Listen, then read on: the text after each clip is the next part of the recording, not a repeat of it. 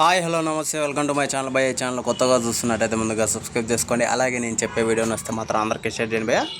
అయితే ఈరోజు మన టాపిక్ వచ్చేసి మన దేవరా సినిమా నుంచి అయితే మూడో సాంగ్ అయితే వచ్చేస్తుంది భయ్య. మూడో సాంగ్ ఏదో కాదు, మన ఆయుధ పూజ సాంగ్ భయ్య. నిజంగా సాంగ్ ఒక రేంజ్లో ఉంటుంది అని చెప్పేసి మన అనిరుద్ కావచ్చు, అలాగే రామ్ జోగయ్య శాస్త్రి గారు వికెట్ రాసిన ఆయన కూడా కావచ్చు, ఒక రేంజ్లో ఉంది సాంగ్. అసలు ఎలా సెట్ అయిందో తెలియదు కానీ ఆ రేంజ్లోకి వచ్చింది అని చెప్పేసి అయితే హైప్ అయితే ఎక్కిచ్చేసారు భయ్య.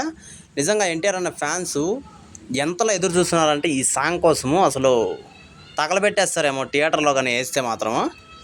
మనం ఆల్రెడీ చూసాం ఫేర్ సాంగ్కి ఏ రకంగా హైప్ వచ్చింది అని చెప్పేసి. అయితే ఫేర్ సాంగ్ను కూడా ఫస్ట్ అయితే ట్రోల్ చేశారు భయ్య. అసలు ఏముంది అనిరుద్ధులు ఏం కొట్టాడు, మళ్ళీ జైలర్ హుకుం సాంగ్ని మించి ఉంటుంది అని చెప్పేసి చెప్పాడని చెప్పేసి అనిరుద్ధ్ చెప్పారని చెప్పేసి చాలా వరకు ట్రోల్ చేశారు భయ్య. అయితే ఫస్ట్లో నిజంగా విన్నప్పుడు అలాగే అనిపించింది కానీ మళ్ళీ పోను అసలు రోజుకి ఒక 2-3 సార్లైనా వినకపోతే అసలు సాంగ్ మైండ్లో నుంచి పోలేదు. అలాగే మళ్ళీ చుట్టమల్లే సాంగ్ వచ్చింది, అది ఆ మూడ్లో నుంచి పోయే లోపలే ఈ మూడ్లోకి ఒక సాంగ్ అయితే వచ్చేసింది. అందులో ఎన్టీఆర్ అన్న అసలు క్లీన్గా నీట్గా అసలు స్టెప్పులు వేసి అయినట్టుగా ఉన్నాడు. అసలు భారీ ఉన్నాడు చెప్పాలంటే.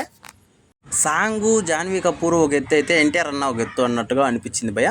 అయితే ఇప్పుడు ఆయుధ పూజ సాంగ్లో మన సైఫ్ అలీ ఖాన్ గారు కూడా ఒక మెయిన్ కీలకమైన పాత్ర కనిపిస్తుందని చెప్పేసి చెప్పుకుంటూ వస్తున్నారు. అసలు ఇదే కనుక జరిగితే మాత్రం వేరే లెవెల్లో ఉంటుందనే చెప్పచ్చు. ఎందుకంటే విలన్ హీరో ఇద్దరి మధ్య ఒక సాంగ్ అనేది చాలా వరకు మనము చూసాము, కానీ అంత రేంజ్లో లేదు. ఇప్పుడు వీళ్ళు ఎక్కించిన హైప్తో ఈ సాంగ్ ఉన్న అంటే హైప్కి వీళ్ళిద్దరి కాంబినేషన్కి అసలు మామూలుగా ఉండదని నేనైతే అనుకుంటున్నాను భయ్య.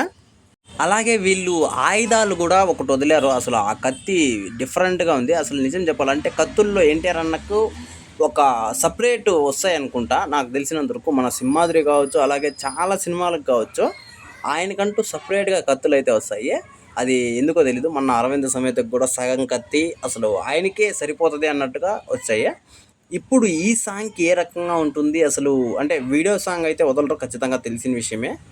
అయితే ఇంత సోచ్ చెప్పాడు, సాంగ్ ఎప్పుడు వస్తుందో అని కూడా చెప్పలేదు కదా. నేను వినాయక చవితి ముందు రోజు అయితే పక్కా సాంగ్ అయితే వస్తుంది భయ్య, ఇది మాత్రం రాసి పెట్టుకోండి ఖచ్చితంగా.